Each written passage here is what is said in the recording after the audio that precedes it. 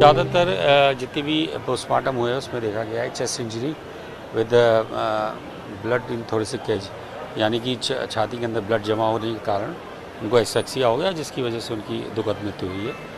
और ज़्यादातर में ट्रॉमा चेस्ट में दिखाई पड़ रहा है।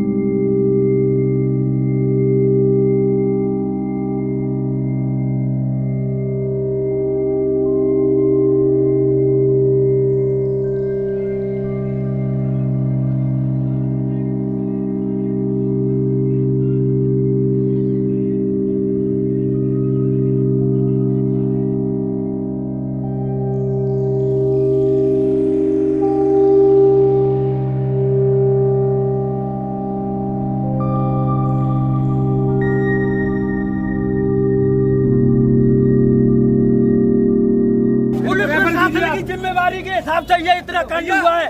पुलिस प्रशासन ने एक रोड शो बंद था, जाम लगा हुआ था रात 11 बजे से, वो जाम खुलवाया पुलिस प्रशासन ने और उसकी वजह से ये दुर्घटना हुई।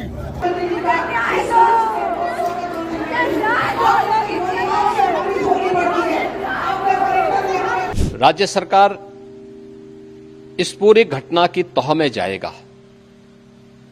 ये हादसा है या साजिश, यह भी हम इसकी तह में जाकर के इसको देखेंगे। इस प्रकार की घटना पर पीड़ितों के प्रति संवेदना व्यक्त करने की बजाय राजनीति करना यह अत्यंत दुर्भाग्यपूर्ण है और निंदनीय भी।